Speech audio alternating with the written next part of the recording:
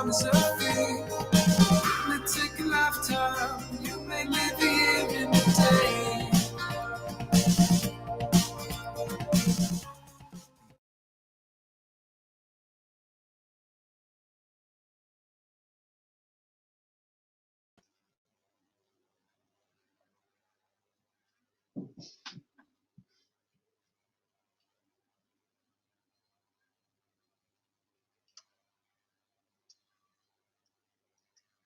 Hello, everyone. Greg Staley here of Diverge Media. We're excited to welcome our next guest.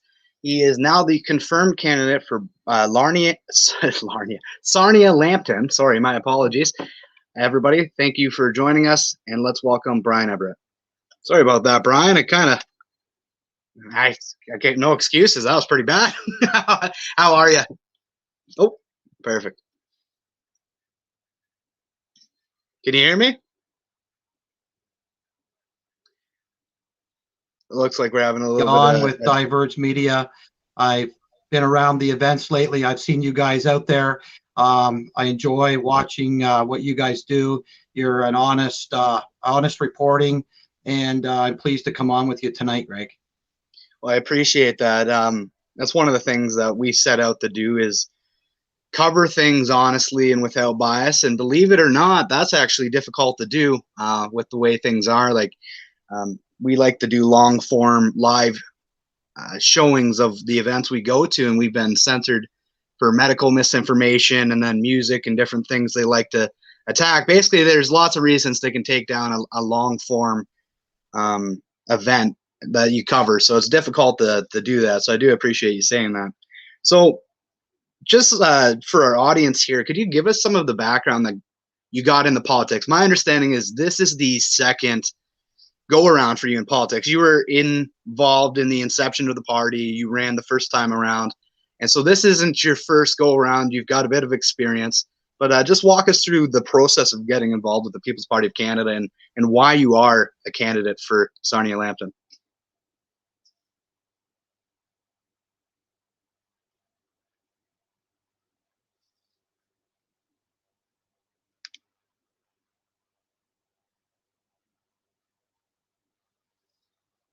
Apologies, everyone. How I became a candidate and my history with the PPC. I'm a founding member of the PPC. I followed Maxime Bernier ever since he lost the leadership for the Conservative Party. I was upset. I thought that there was some shenanigans that went on there. I followed him when he started the PPC. The last election in 2019, I went into nomination. I won the nomination in Sarnia Lambton. And to be quite honest with you, I have zero regrets. Everything our platform stands for is what I stand for. PPC runs through my veins. I haven't stopped. So when they came around again and the election was and they were looking for candidates, I think that I've gained quite a base in Sarnia Lambton. I'm gaining momentum. This time I did have someone challenge me. We had a meeting about an hour meeting, and the person who challenged me stepped down away. They realized that how much effort that was put forth in my team here in Sarnia. I think they didn't understand the amount of preparation that we've been working on getting ready for this. And it just seems like with the different things that are going on, I'm getting stronger day by day. I started a sign campaign in Sarnia, and I just can't keep up with people that are asking me for yard signs. As far as it goes, just the brand of the party. And I think that that's where we're at right now. The brand needs to be out there. Maxime Bernier is the attraction for us. He's our leader. He's very a charismatic politician. He knows what he's talking about. People like Maxime. Maxime has a guts. He's honest, and he's a Canadian, and he doesn't back down. I think we've seen that in the last pretty much ever since the COVID lockdown started. He's been the only leader out in the front, and that's basically what it's come down to. And I like to call him one of my mentors. I spend a lot of time with him at rallies, and I've learned a lot from him. And right now, I got to tell you, we have a momentum. It seems like the media, a lot of the mainstream ones, they don't bite the hand that feeds them. We don't expect them to. And we're watching some of the polls. sometimes they don't even include us, but I think they're scared of us, and I think we're making good inroads. And I know we are in this riding and a lot of ridings around the country. It's funny that you mentioned sometimes they don't mention us. They say, I've seen it in the polling myself. It will sometimes say, instead of People's Party of Canada, it'll say other party. Well, the only other party I know of that polled around of 3% was the People's Party of Canada, yet they'll just say other party. And it's my understanding, just to push back a little bit, the Conservatives will say they did roll out a plan kind of to reopen, but it was, in my opinion, more of the same. We'll get your take on that, but more testing. These aren't things that are indicative of a free and democratic society. But they did have a plan, I guess they would say, to open. So what's your opinion and takeaway from that, Mr. Everaert? Well, it's funny, in my riding, there was some stuff going on with Marilyn Gladue. She's the MP in Sarnia-Lambton, and they like to play words a lot, the Conservatives, and she talked about not wanting a vaccine passport for COVID, but then talked about adopting the same plan the UK is putting in with a green card if you're fully vaccinated. It's just this, it's the double talk. I don't believe they got out in front of it. The opposition has been nowhere. They've been scared to talk. They haven't been out anything to do with the lockdowns. It's really strange to watch how they've stepped away from the people and remained silent and allowed Trudeau and the Liberals to paint the story and run the narrative. And there's been a lot of missteps in the Sorry, you just cut out there, Mr. Everaert. Sorry, we'll have to wait till you come back here. Unfortunately, Brian is in Sarnia-Lambton, and unfortunately the connection is a little bit spotty at times, so we apologize in advance here. As we're waiting for Brian to come back here, we'll just pop out. I am keeping an eye on you, Brian. I can see you coming back in here once you reset. Perfect. There we go. Back to her. So apologies to everyone here, but we're committed to this interview. We got you. Okay. So if you want to just continue from where you were there.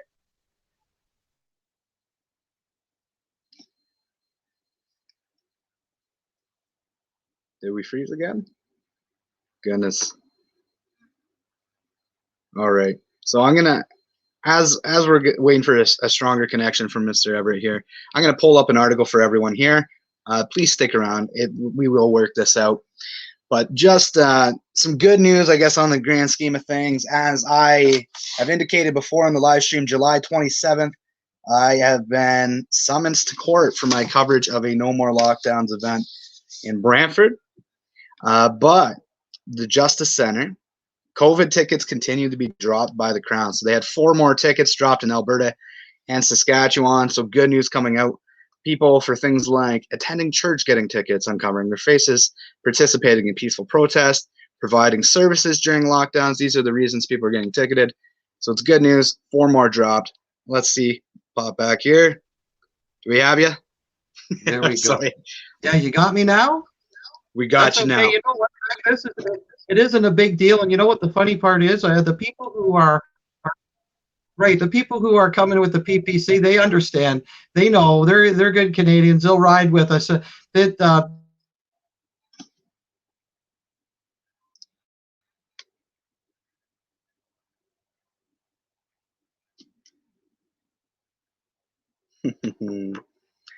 All right, so this is giving quite the trouble here. I'm trying to think. There we are. It looks like you're back there, Brian. It might be better ahead if you can turn off your mic, or not your mic, your webcam, if you know how to do that. I don't know if it gives you the option there, but it might help you with your bandwidth, and then we can at least get your answers without you cutting in and out.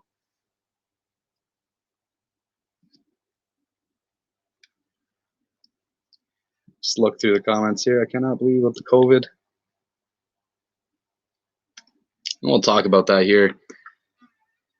So as we're, sorry, I apologize here to Mr. Everaert. It's giving us some difficulty here, but on this topic of how things are, the World Health Organization put out about they're safe for above 18. They didn't say below that age, and it's been conveniently dismissed by the media here, but it looks like we got you. So I'll just be quiet and we'll let you take to the floor here. So the question here is for our audience here, you received a Okay. fine. So you got me? You can hear the audio okay? Yeah, we can hear you. If you want to walk us through kind of the process of your fine, and the process of getting that fine, what you were doing that day, and just walk us through that process for everyone here.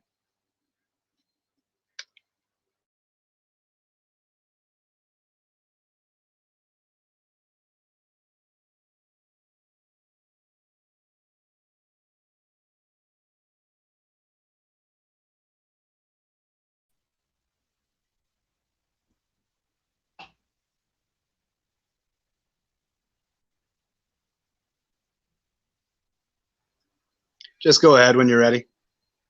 Okay, I guess I'll continue to talk. I don't know if you can hear me or not, but I just don't think the Conservatives have got out in front of this situation. COVID's been changing, and they've been in the back hiding. They haven't taken the lead at all. They've been pretty much zero opposition, and I think they're scared. The MPs didn't want to come out for fear that they might damage themselves to stand with the people. But I never had any problems standing up. In fact, I was going down to the no lockdown uh, going down to the no lockdown rallies, and the people were very receptive. I did 5 of those, and it turned out that on the 5th one, I got home from work, and I had been charged. Somebody had come to the house and went to the back door and had opened one of my boxes. I had delivered some mail and shoved a fine in it. So I gathered up some gumption, and I got a hold of Fight the Fines, and indeed they took my case. So I'm still waiting to hear about what's going to go on with that. And other than that, I've just been moving forward, and I'm having a good time, and I'm hanging out with Maxime in the party, and we're doing some rallying and trying to gain more support. I have so much respect for the other Canadians that are standing up and getting out there. As far as that goes, we're going to continue to do what we do, and that's where I'm at with it.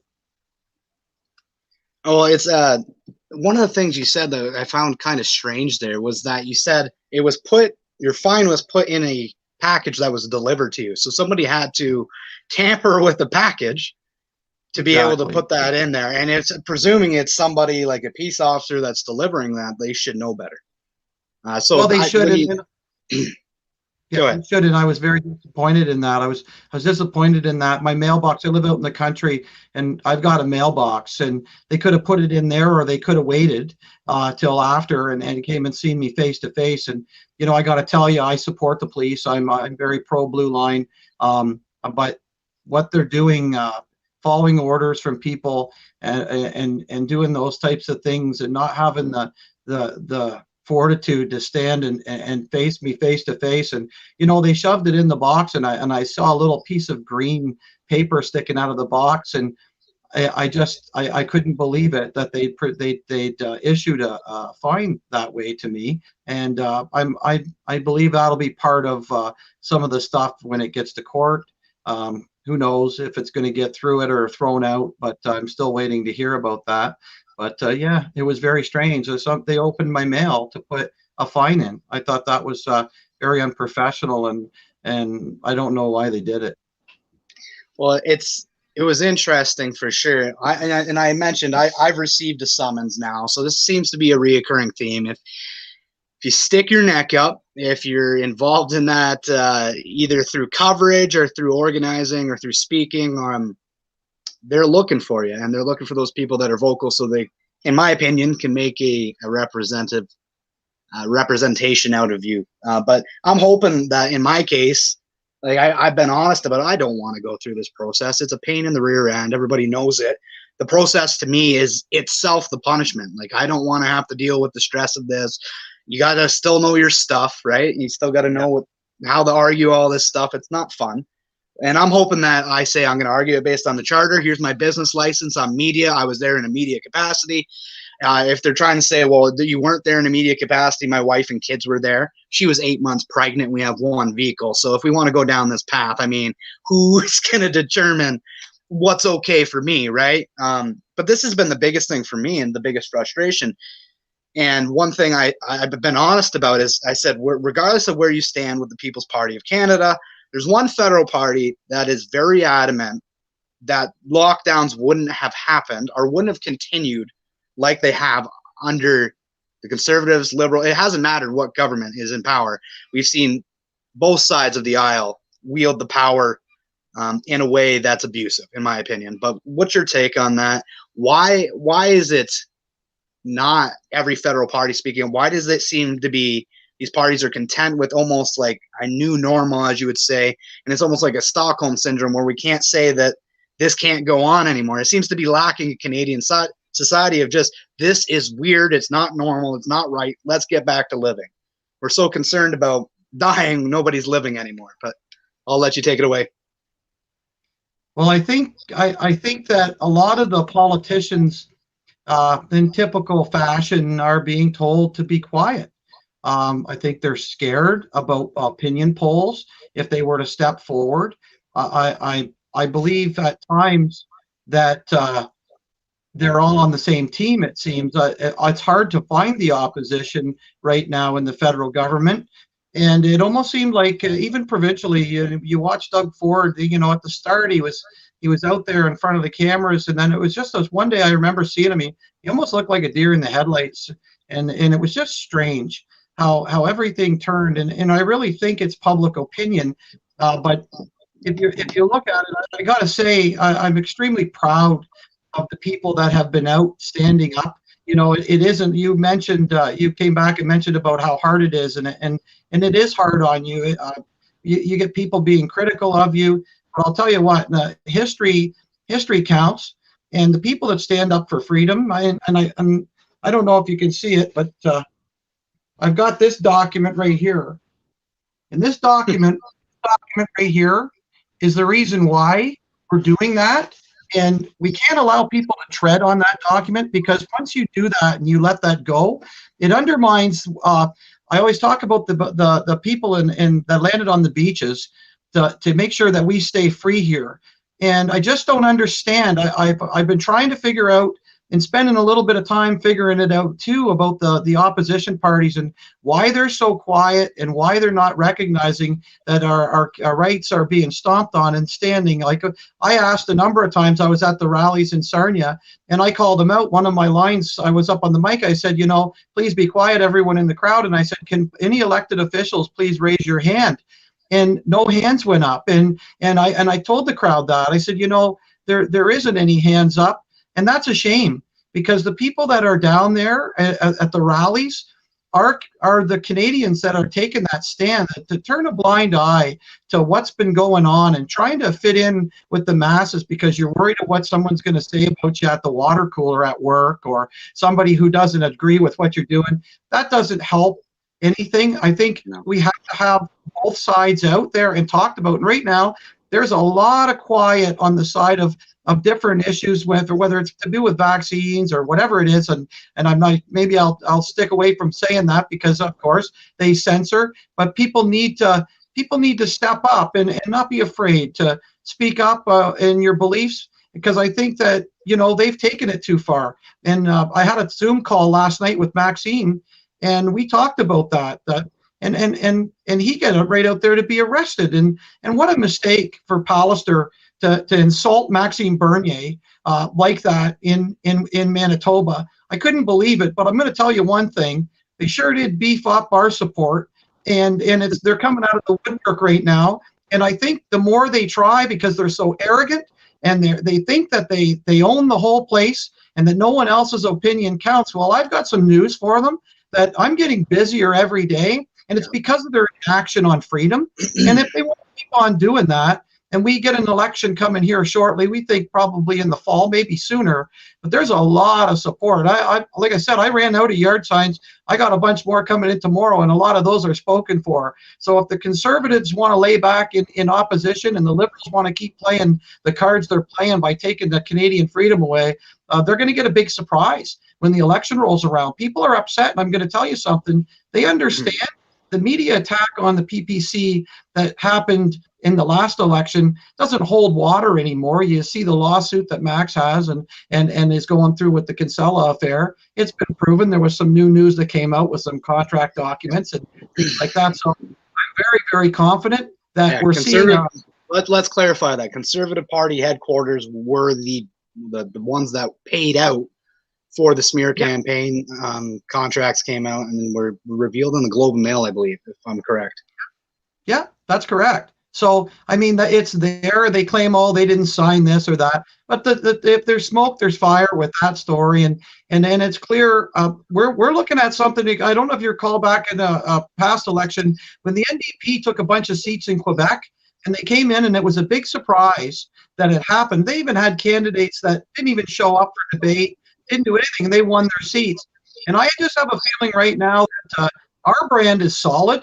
I think Canadians are starting to know what we stand for and see our platform. We are trying our best to get it out there. We work against the mainstream media, but we're doing good doing shows like this. And I appreciate all the journalists like yourself and the people who live stream that get out, good Canadians. And I'm going to tell you right now that type of work that you've done with Diverge. I know I was in, I think it was up in Toronto when you stepped forward, even in Waterloo. When I see your media outlets there, and when I'm standing by Max, I signal you in because I know you tell the truth and you let both sides of the story get out. And I can guarantee you that if we do get some seats or we slam it and we get a lot, that Diverge Media will be out there holding us to account too, and we fully expect that.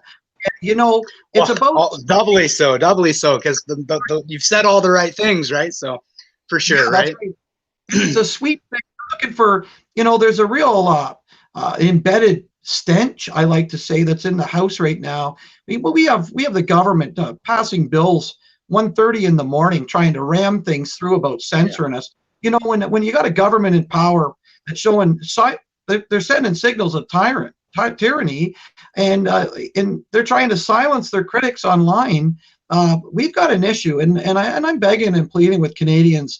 Recognize that for what it is. And I was at work today. I told a couple of people, they asked me some questions. I said, and I don't usually discuss politics at work. I've got a job to do, but I had a couple of people at lunchtime come and see me, and they asked, well, what are you guys going to do? And I said, well, what we're at least going to do is put a little bit of a slow down, stop to what's been going on, and sit back and use some common sense.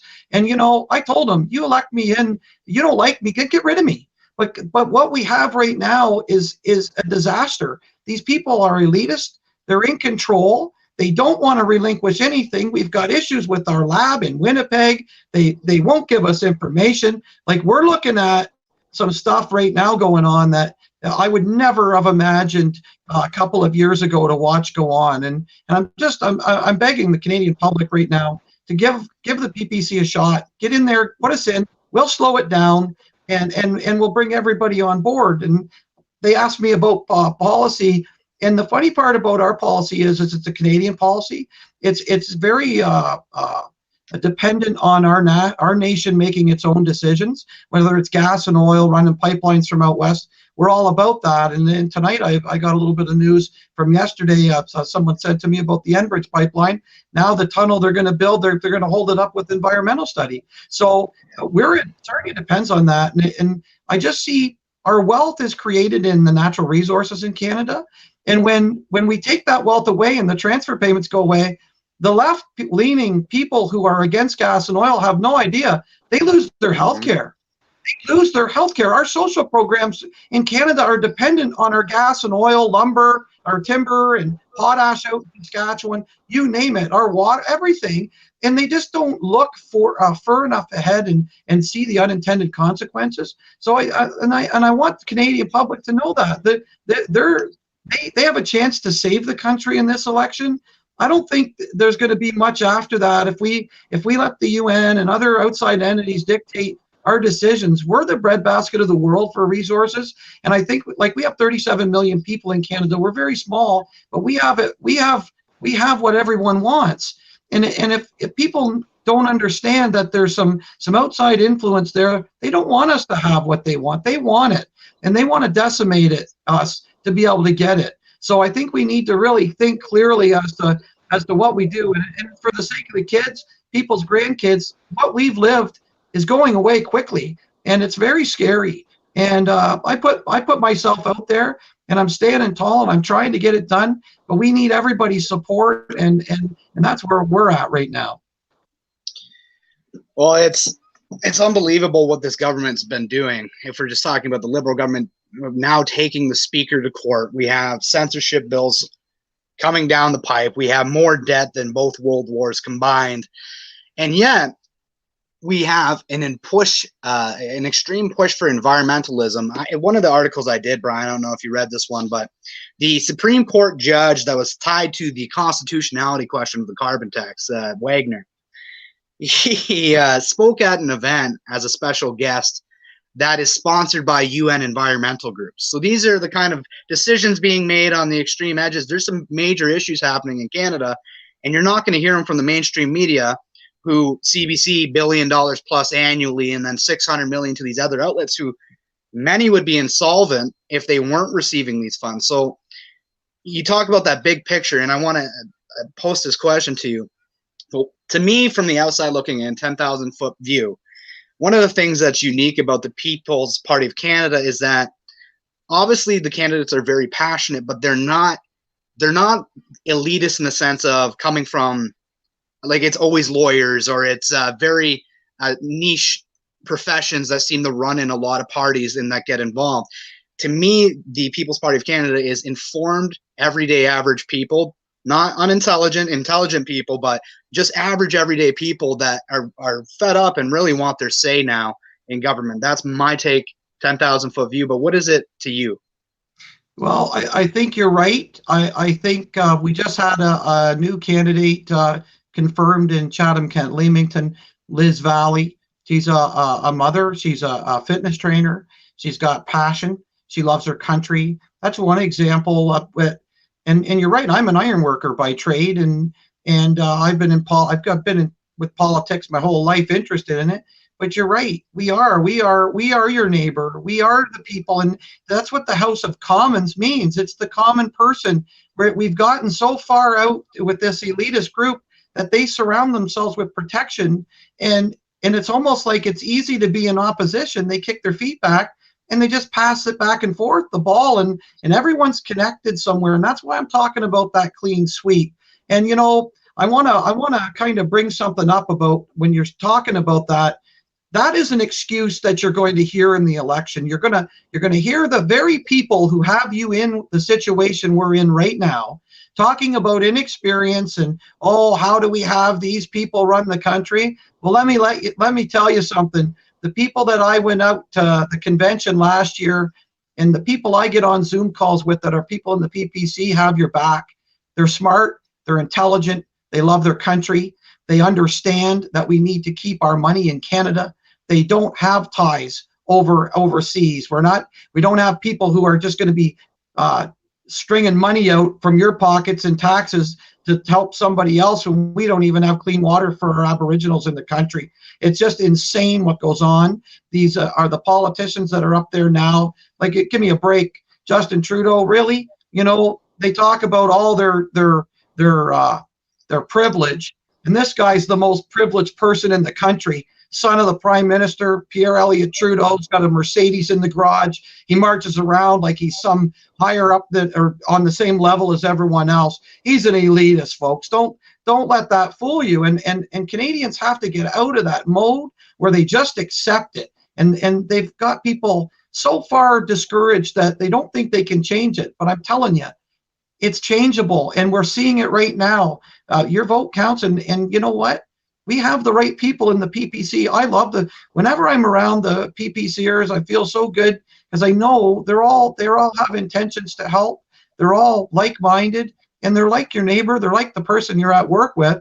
They get it. They understand where we're at. These other people, there's a lot of, as far as I'm concerned, silver spoon-fed individuals that ride someone's coattails. They get hired on a name or the brand, but they get in because they have connections with the elitists, and they don't understand what it means to struggle to pay a hydro bill. They don't have that. There's probably a few, so I shouldn't say all, but there's a lot of them up there. They don't get it. They don't understand when they have to pay another $20 a week that means less food on the table for their kids. They haven't struggled, and I see in the PPC a lot of people put their necks out to run that have been through stuff. They know it. They know what we need in Canada. And one thing I do know is it's all about making sure we take care of Canadians first, and then help the rest of the world. We need to take care of our own people in the country first, the kids. We need to make sure we're set. This spending and going into debt, it's almost like it's planned to get us on our back to ruin the country with this 2030 sustainability agenda that they've got in the UN. Everything seems to be moving towards the World Economic Forum. You know what? Canada needs to stand on its own. Sure, we need to be involved in the world and trade, but we need to call the shots. We don't need somebody up in China calling the shots. They got our two Michaels. Nobody stands up. Like, what is going on? And that's where the frustration is for me, is we've got a lot of things to deal with and bargain with. We need to fix it up, and we need to get it done. And the people that are running in the PPC, they're like your neighbor, but they're smart. They know their politics, or they wouldn't be there. And I trust the people that are coming in to do a good job. And I'm hoping that the Canadian public sees it. And like I said before, you know, what do you got to lose? For these people are running you down. They're running us over. They're giving the country away right in front of your eyes. And it's time to stand up. You know, I talked about the 4 years. Give us 4 years. You don't like us, then go back. But we need to stop this train from going off the cliff, and the PPC is the way it's going to happen. And that's what we need Canadians to rally behind. Well, you talk about people in power being out of touch, and I think some of it's they get in there and they're in there so long that they don't remember, because there's a big difference between the average everyday Canadian salary and an MPP salary or an MP salary. And what comes to mind is the Freedom Rally recently, I think it was a couple months ago, in Norwich to Tillsonburg, or Tillsonburg to Norwich. And Ernie Hardeman, nowhere to be found. I've emailed him asking for a comment, because Wendy Martin is looking like she might be interviewing with us as well. The Oxford candidate just got announced. And so I think about that. There was like bumper to bumper traffic, 30 plus kilometers, Tillsonburg to Norwich. And yet the politician in that area, Ernie Hardeman, nowhere to be found. Not a peep, not an announcement afterwards. And you talk about, I want to circle back here. You said you're getting busier every day, and that is immediately what popped into my head. Was this Oxford County? I grew up there, and people on the side of the road holding signs, no more lockdowns, and just bumper to bumper, 30 plus kilometers of people fed up with the lockdowns, and you're not really going to hear a peep on the mainstream media. And there's an example. That's a politician that should have been out, but nowhere to be found on it. And it doesn't seem like they're too interested in hearing from constituents whom don't agree with what they're doing. We'll put it that way. Yeah, well, that's a common factor. I just I got someone asked me a question the other day, and I responded over my messenger, and they came back and said, "Oh my God, I can't believe you got back to me within 5 minutes." And it seems like the questions that are being put out right now about certain things, they're not, either their staffers are answering them or they're not answering, and that's by design. They're trying to make every step super careful, because they're so worried about their polling. They're so worried to take a misstep, because they've allowed all this garbage to seep into the country about, oh, watch how you say that, watch what you say here, you can't do that. It's eating up all of our time. It's all this stuff is craziness. But in Canada, we're the best country in the world, and the politicians are hiding. They are hiding. I call them out. Like I say, we go to the lockdown rallies, and I don't know where they are. I find that it's a huge mistake. They don't put themselves out to the people that have elected them and represent those people. And my calculations are that there's a lot of people that aren't at the rallies that think the same way. They just don't have the gall to get out in front of the public, because they know they get it from their neighbor or someone else, and it's peer pressure to not do it or speak up. But you're right. The politicians are really, really quiet and silent, and it seems almost like they'll bring up something publicly that might go a back seat to being free, And I just don't get it. I don't know how stomping the Charter of Rights and Freedoms and getting out there is not the top priority of the politicians in Canada. Because once we lose that, we trickle down into communism or socialism, it's done. And it doesn't come back with words after that. So we're in a position right now where these people have to speak, but I think they've blown it. I think when the election rolls around, we can't have more of the same. And I had it on Twitter a couple days ago. Do you want silence? Why would you re-elect the very people who have us in this position right now? They're not changing. We've got a conservative leader in Aaron O'Toole that's pro-carbon tax. He lied about that. What else is he lying about? Like, this guy comes out, he might as well be Trudeau 2.0, and we're talking about split vote. The split vote thing, to me, is absolutely ridiculous. Lay our platform down beside the conservative platform. They're nothing like us. There's no split vote there. The split vote's between the two liberal parties. That's the conservatives and the liberals. There's no split vote. There's the PPC, and then there's the other ones. And they're all doing the same thing with their globalization. And the PPC is representing Canadians, Canadian values, making sure we take care of our own in Canada, bring in economic immigrants. Don't flood us with people who we can't take care of already. We don't have enough housing. We don't have this. We want immigration, but we want people who are going to come and contribute to Canada like we have had in the past.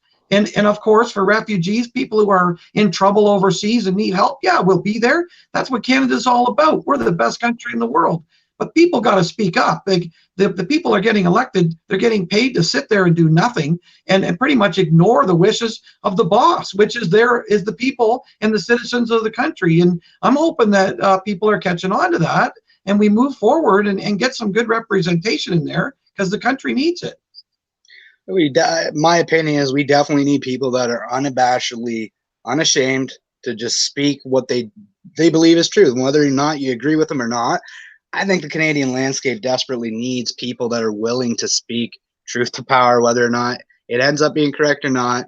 There's just this lack of fortitude in Canadian politics, and it's like, and then stick the finger up to the wind and then see what did the polling say? Okay, I can believe this X, Y, Z, and that's kind of how it feels on the outside looking in. But to talk about, you're talking about all this money going out, and I think it's always good to give visual representations for people. So this is Government of Canada, search grants and contributions. This is 2020. You just type in COVID. One of the first ones you're going to see is $222 million that went to the Canadian Media Fund Corporation. And out of that money, that was additional money paid out under the name of COVID, but $88 million additional dollars was paid out to the media companies. At the beginning of all this, April 1st, 2020, they received it. And I've done other stories talking about kind of the way the money's been spent during all this. And it's when we look back at how money's been spent, basically what I've seen as an investigative journalist is slap a COVID label on it. And now you can fund this former program that was used for something else can now be used for COVID funding.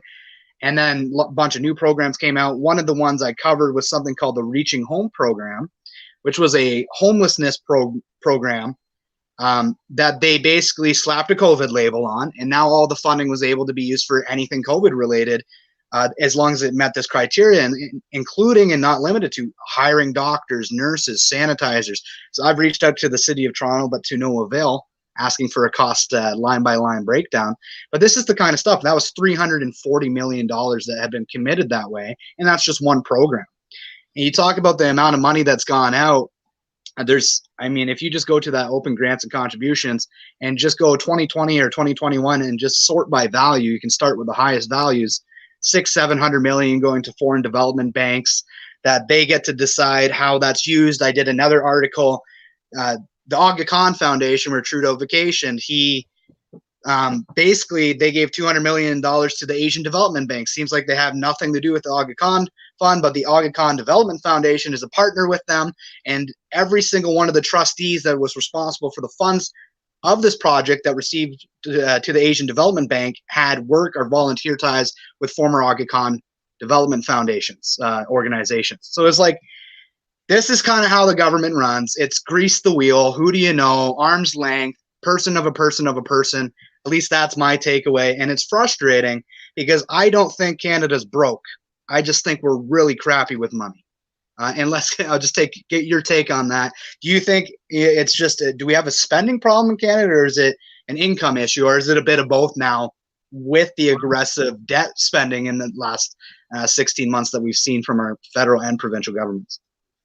Well, I could tell you one thing, when it's not your money, it's easy to spend it. When you're not at work every day earning it, like the working people in Canada, showing up every day, getting up in the morning, going to work, working as hard as they can to try to keep things afloat. We get taxed to the hilt, and we expect them to take care of our money. And it's absolutely disgusting when you look at the amount of waste. I call it pork.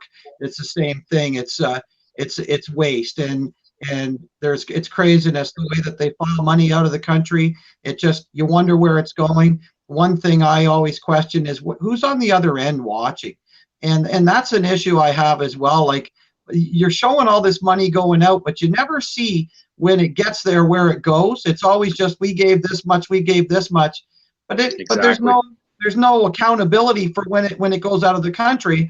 And I think that's part of the reason why the PPC's policies are the way they are, is we're going to stop it. And money's not going out of this country to help other people. Like, even with and there's a lot of people that like to govern with feelings, and governing with feelings is very dangerous practice. And we're seeing that right now. And like, if you're going to be sending money over when your own people are hurting and working hard and hurting, it's just not right. And and they try to paint people who want to keep the money in the country like they're not generous, and they demonize people that want to do that. But people don't understand. I think the normal working everyday Joe out there doesn't understand that inflation. We're seeing inflation right now, and we have a debt that is massive.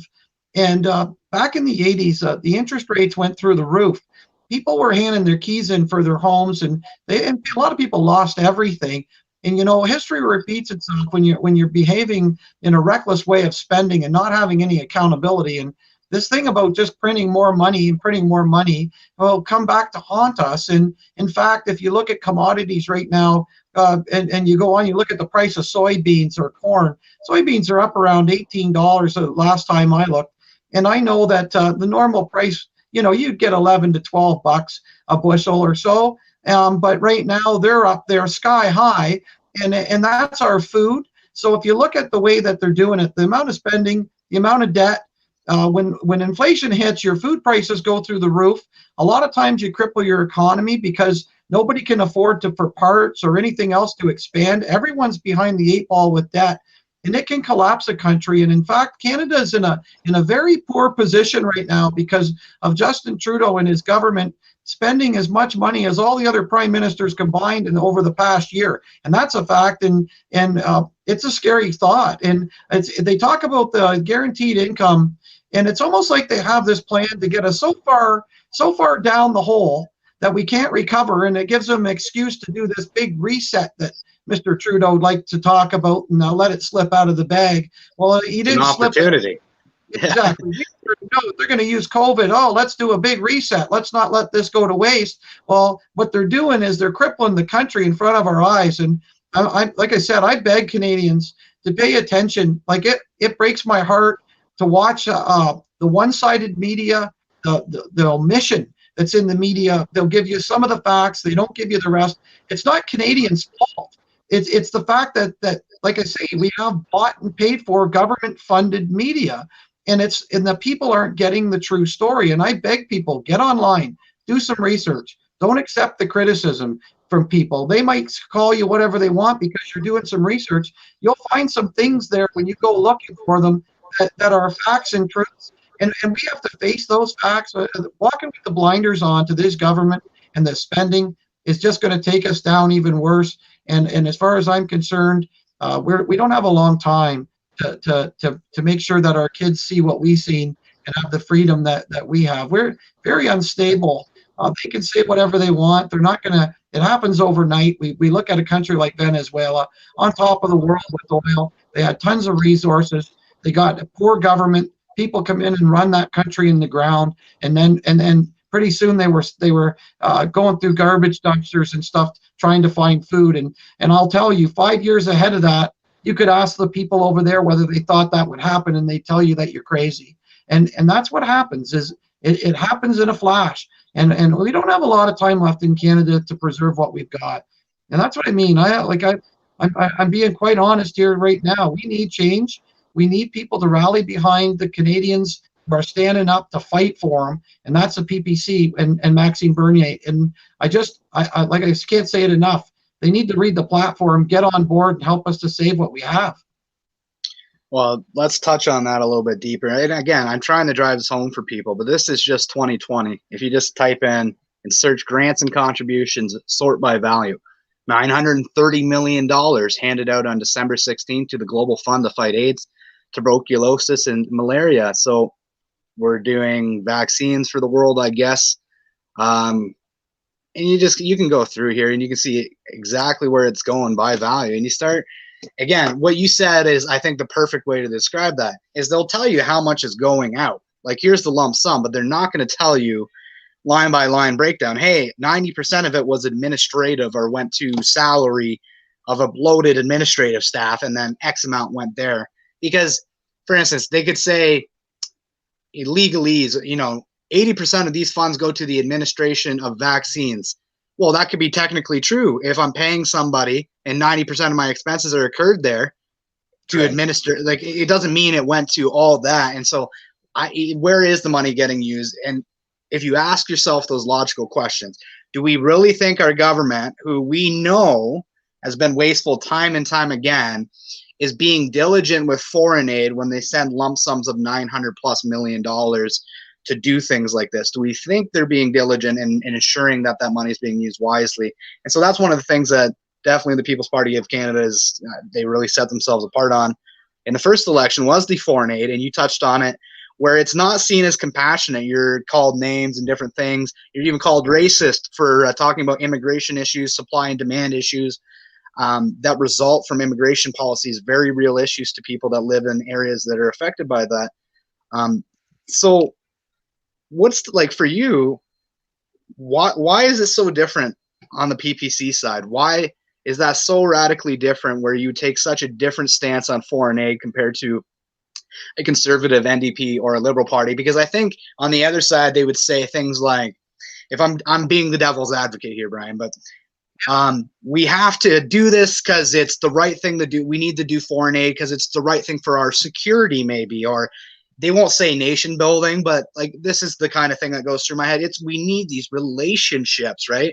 Because they can't say nation building anymore. That's an outdated term, but it's relation. We do this for relationship building, or whatever reasoning they would give, and they say we can't cut it.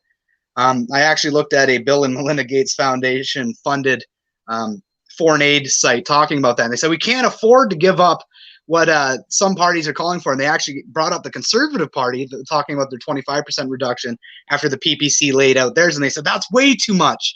It would affect security. So what's your take on that? Because that would be the opposition viewpoint, is that it's needed. We need to send $6-7 billion annually to keep you safe here. Well, my take on it is that we understand where we're at. The roots are deep with the other parties. The connections are deep. And with the PPC, we don't have those roots as so far sunk into the ground, in those chains of money heading out to who knows where they go. But I'm going to tell you the reason why we're different. We understand we need to pause. We understand that our debt is racked up. We understand that we need to stop sending the money, get ourselves back on stable ground. And I'm going to tell you, Canada is a beacon for the world. We cannot afford to not stop to fix what we are. If you want to see people being able to come in refuge from bad places, we can't let Canada slide away. We need to fix it. And the only way to fix it is to stop sending all the money overseas, to get ourselves back in good shape so we can welcome people into the country, and we don't risk losing the beacon of hope for the rest of the world. People come here because of what we are, how compassionate we are. But it's here. It's on our soil. It's got nothing to do with the fact they're not staying there. They want to come here. And if you want to bring more people in, you have to have stability. So if you take yourself down so far that you're unable in the end to help anyone. It makes no sense. It's like running a vehicle, hearing a knock and not checking the oil and stopping and doing the repairs. You just keep running it and running it and running it. Pretty soon the motor's blown and that vehicle's done. And that we can't have that. We need to put the brakes on. We need to reset what we're doing in Canada as far as taxing the people and spending their tax money in infrastructure projects and get things built, get things started up and ramped up in Canada, get our economy flowing, start paying down some of our debt, and then we can concentrate on helping other people in the world. But if we don't do that, we're like I said, we'll blow the motor. And then what? There's no Canada? Then who do we help? Once we're on our back, it's over. And we're not that beacon for the world anymore. And that's the line where we're headed. We're headed down that path. And when I look at it, it seems like they're doing it on purpose. It's not rocket science. You can't keep printing money and sending millions and millions and billions of dollars. Like I always say it sounds funny. $1 billion is 1,000 million. So if you put it in context, $1.6 billion to the CBC every year is $1,600 million. And people don't understand the B and the M is 1,000 times. And we go through money like nothing. The public has no say. These people that are running the government, they're so bloated. The government has expanded and expanded. The PPC wants to reduce the government, cut foreign spending till we get back on our feet, get our debt under control, so we can remain a country that's able to help other people. And I think that's the difference is we know what has to happen and we're willing to do it because we don't have people all looking at the pollsters going, oh no, we can't do that. Oh no, we can't do that. Like these people will do things that are bad for Canada just to get elected. And that's what we've been doing for far too long. And I think Canadians are mature enough to understand that we need to get back to basics. We're not going to have the country. And that's the way it is. Like I use the example about the transfer payments. Like, are you kidding me? We want to put, they're trying to stop pipelines from going through Canada. The PPC is going to use 9210 the same way they got the railroads across the country. And places like Quebec or anybody who wants to stand up against it's too bad because it's federal and we're going to put pipelines across the country and we're going to raise or earn revenue through our resource sector so we can prop up the healthcare system in the provincial transfer payments. It's not rocket science.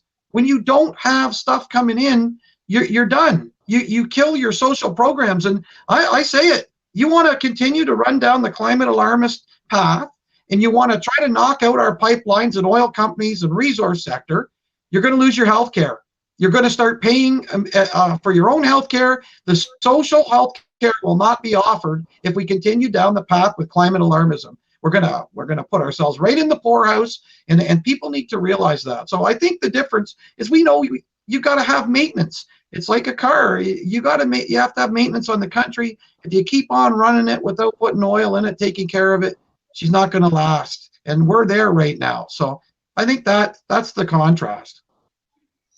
Now, I'm gonna pose this question here. What's your biggest concern going into the next, or not, that's the wrong wording. What's the biggest hurdle, do you think, for the PPC to be successful and gain seats this go around? I mean, we already know the mainstream media is either going to ignore you or write nasty things, probably. That's probably how that's going to go. And but this isn't your first go around. This is the second go around. You've had some experience taking your lumps and licking your wounds and going forward. So what's the takeaway from last time? What needs to change? Well, I think what needs to change is it's brand establishment, and it's the PPC and Maxime Bernier. And I'm going to tell you right now, Max is the leader for the country.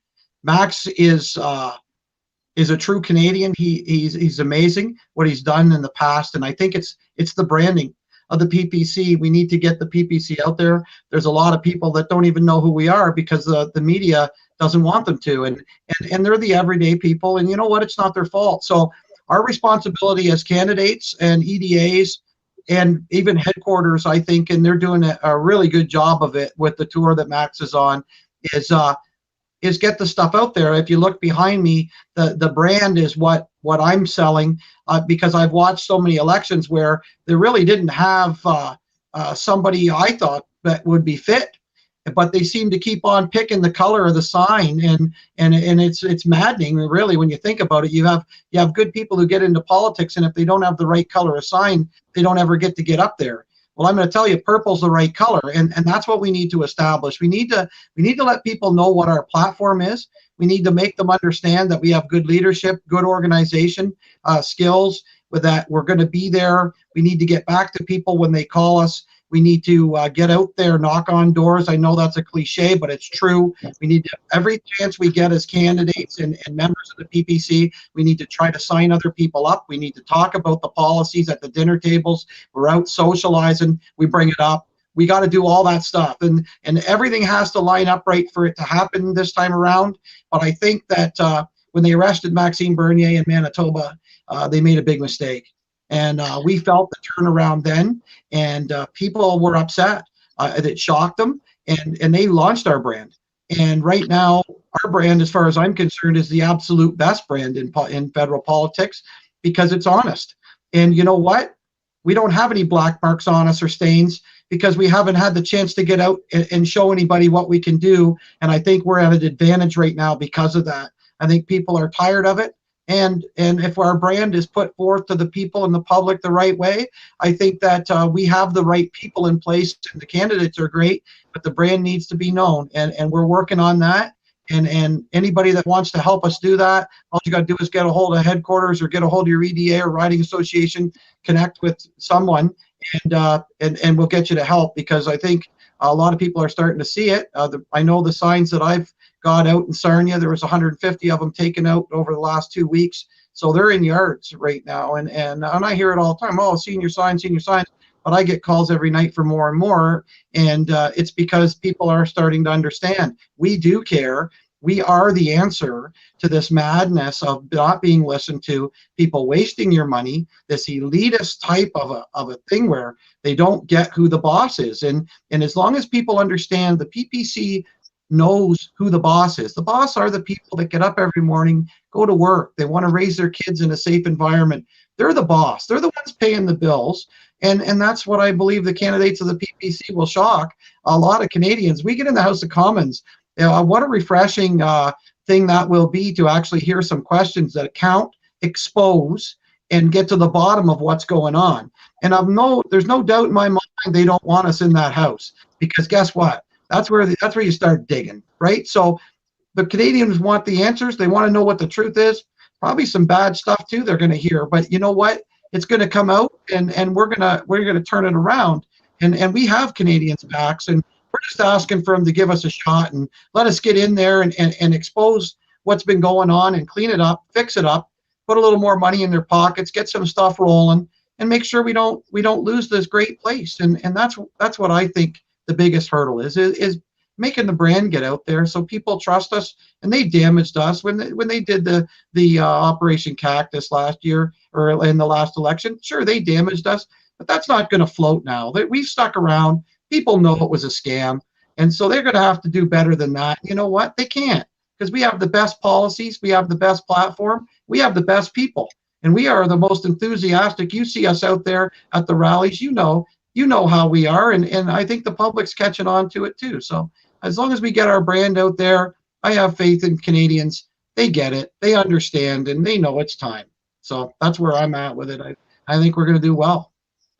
To close out the last thought here, Brian, is kind of touch on censorship here and the PPC's take on that, or maybe your own personal take if there isn't quite a platform take on it. But obviously, during this era of, we'll leave the word out, but we've seen nonstop censorship and really threats and kind of, I wouldn't say persecutions is the right thing, but almost, of doctors and professionals that speak out, the CPSO coming out saying you can't really speak up. But I want to bring this up here because this is the kind of thing that comes to my mind of what's being censored. So John Ioannidis, he's a Stanford professor, very, very well tenured man, 1,290 publications. But he released this in, I believe it was February 2021. And it was a seroprevalence study of all over the globe. They took 338 studies from 9 to 50 countries. And basically their takeaway was it's very widespread. the infection fatality rate is 0.15%, and they estimated 1.5 to 2 billion infections by February 2021. In August of 2020, the Lancet reported that full lockdowns don't work. We have studies about ivermectin and vitamin D coming out, and what I see happening from my viewpoint as a media pundit is the people that have the influence are immediately targeted, and they come down on them pretty hard, and then they ignore the message overall. They don't really stoke or give any oxygen to the fire. So they do it two ways. They throw the blanket on it, and then they make sure that they're not giving it any oxygen either. But what's your take on all this censorship? And really, what's the solution? Is there something that needs to happen in a legislative standpoint to prevent this kind of censorship going forward? Or is this a cultural thing where Canadians need to recognize the importance of open and collegial debate? Well, I'll tell you what, I had a meeting with a local doctor and a registered nurse. They actually asked me to come and sit down with them, and I was shocked, to tell you the truth. Prescriptions that pharmacies won't fill, doctors writing scripts in the country, pharmacists are denying them the ability to write scripts for their patients. Like you brought up, ivermectin. It's one of the things that they've been trying to shove down and keep down. And in fact, it even gets used by vets. It's a worm medication, but there's a lot of studies that show that it does help out for symptoms, and it almost seems like there's a push that they got their money behind the vaccines and stuff like that. And I believe you're right. There's a story it's not coming to me, the paper I read about in Calgary. There's people that were fully done. Other people were half done with what's being offered right now, and they got infected again. So they're not telling the other side of the story. It's not preventing reinfection, and it's not stopping people from getting sick. And there's a lot of stuff out there too. I have people get a hold of me every day because I'm a politician. I get notes about people with side effects and stuff like that. And it's a touchy subject because it brings people down. It makes people upset, and people don't want their day to have that bump in it about talking about the truth. But it's one of them things, and I agree with you. I think that we need to get a handle on it, and it's a medical tyranny. Maxime has talked about it, and it's a very scary thing. And when you have the power to put, like I said, with omission, right? Like they'll give you half the story and the public half the story, and then they don't give you the full take. And this business of passports and forcing medical procedures on people that don't want it and taking away their travel abilities. Like I bet you 9 out of 10 people, if you ask them why they took it, it's because I want to travel. I want to be able to travel. There's not even anything to do with health in there. It's to do with the fact that they don't want to lose their freedom. Like they're looking at people taking away their ability to move around in the country or between countries over the fact that you got to carry a piece of paper that said you let them jab some stuff in your arm that was ramrodded through and not even studied properly. And it's got tons of side effects and different things are happening, and they're hiding it all from the public. So I get what you're saying, and I believe that too. I'm not afraid to say it. I'm not a fan of what they've done. And I think that if you take a look around, there's variants that come in, and what next? Are they going to ask everybody to get boosters? Are they going to segregate the population? And what they've done by forcing it in there, I think they've taken a big bite out of our ability to have herd immunity, because I think human beings are designed pretty good. We're pretty resilient, and we tend to fight off stuff on our own, and especially certain age groups. I got it with the elderly, whatever. And I don't come on to people who are cut people down who take whatever they want if they choose to do it. But the pressure and the peer pressure and the pushing around and the silencing of negative things about what their solution is, like, let's hear the truth. And again, I get back to it. It's like they're people want to live in some fantasy land where they're running on feelings. They don't live on facts. And when you present facts, you're the bad guy. And I think we've got to get away from that. We are risking a lot in this country, our health, everything when it comes to COVID-19. Right? Take a look. Like we're like the strictest here in Ontario. It's crazy. And I haven't got a chance to talk about the small businesses. Like they got to give us a break.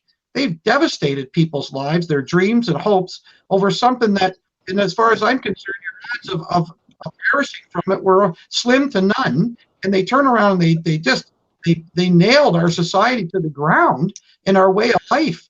And, you know, I think they're scared about repercussions, but we're not done yet. And that's what I mean. Like, what's went on there? I'll tell you right now, we'll be doing some digging. And that's what's going to happen. The facts are supposed to come out. People need to know the truth. If they're bad, if it's negative, the truth, it's negative. But they treat Canadians like little kids. They treat taxpayers like little kids, like they think they can shove them around and tell them things that aren't factual a lot of times, or misleading. And I think we need to get to the bottom of it. And like you made the suggestion about some law, you know what? There has been some talk about that, and I do think that that's probably in order if we can get in there to make sure that we get some checks and balances, and we're not allowing unelected officials to, like our medical people, they're running the elected officials right now, and we didn't sign up for that. We signed up for them to listen to the people that we put in charge, and you watch. I'll give you an example. Doug Ford.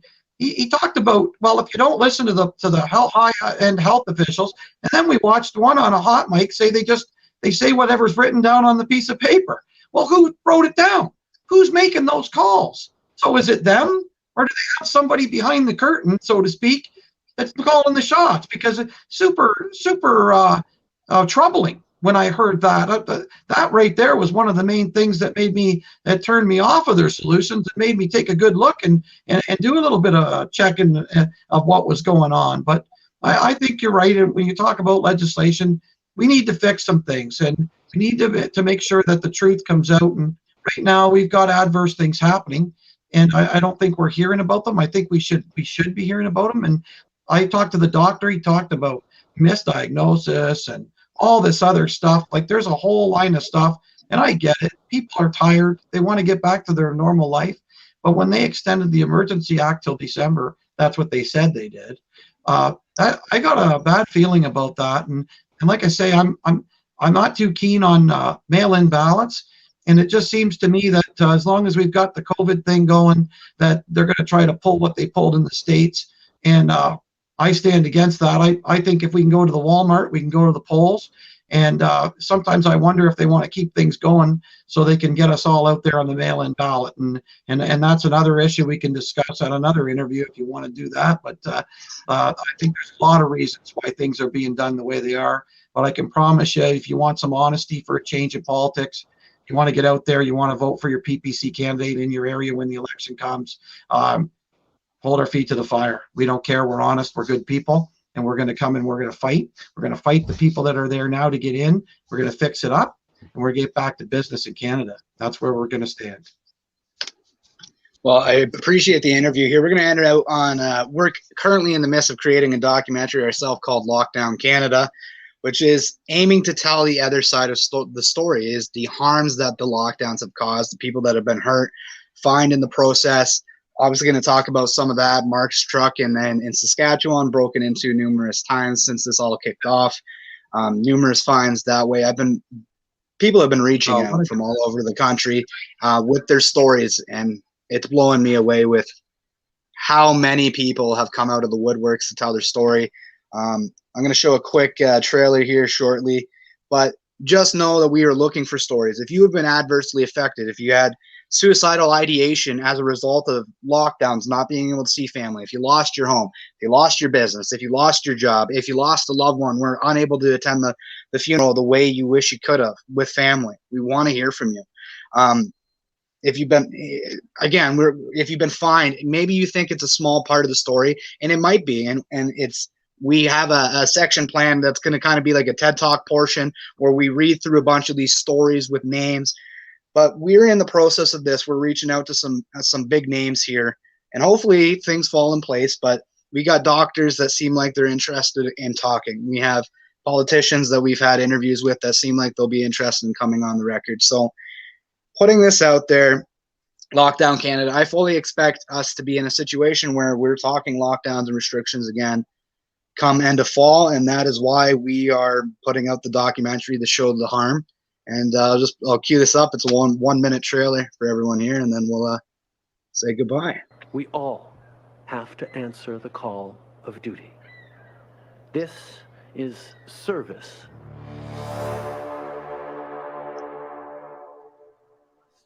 Fulfill our collective responsibility to each other.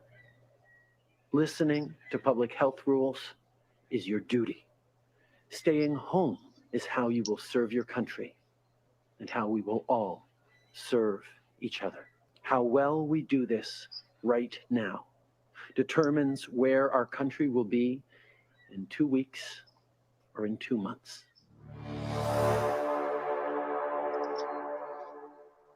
It's reckless to do what they're doing. And personally, I think it's selfish. God forbid one of them end up in the hospital down the street. This is the right thing to do for Canada right now. It's the job of politicians is to do the right thing, whether it's something that people like or don't like, whether it's good for your career or not good for your career. They should be doing the right thing. All right, so Lockdown Canada will be coming this fall. If you know somebody who's been adversely affected, check it out. But that is a brief look into what I believe we're going to be looking at again.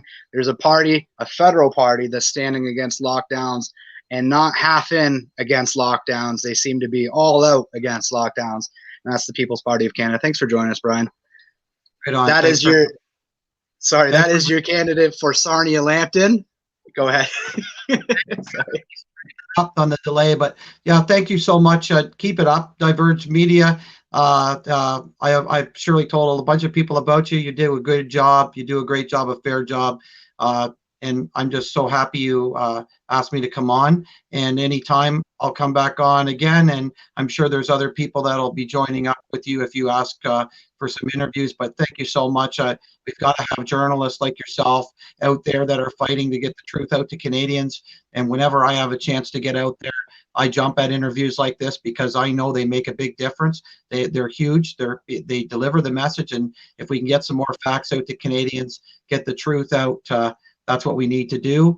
And thank you so much for what you do as well. And I expect you're going to hear from me in the future. All right. Well, we'll see. I guess it sounds like an election by all accounts is on the horizon. So we'll definitely probably be hearing from you in the near future. Thanks again for joining us, Brian. Oh, sorry about that. Man, it's a bit of a lag, so I apologize for that. But thank you, Brian, for joining us tonight. Thanks for everybody who's joined us. So Brian is the candidate for the People's Party of Canada for Sarnia-Lambton. If you're in that area, look for him on the ballot. He was fined, as he mentioned tonight, for attending these freedom rallies, for speaking on behalf of constituents like you that have joined us tonight that are against these lockdowns. So as we look at all these things that have been unfolding, it's more important than ever, I think, that a lot of the research has been done, a lot of the analytical side has been done, but now I believe it is my job as a journalist and as a creative type to push the emotional buttons, and that is what this documentary is set to do. We are looking at the narrative as it's been laid out, every attack point against those who have stood against lockdowns, and we are laying out the counter narrative through personal accounts, through personal stories. And we're in the midst of that collection of interviews and things like that now. So again, putting that out there, message us if you have a story that you've been affected adversely or somebody you know, get them to get in touch with us, divergemedia@outlook.com.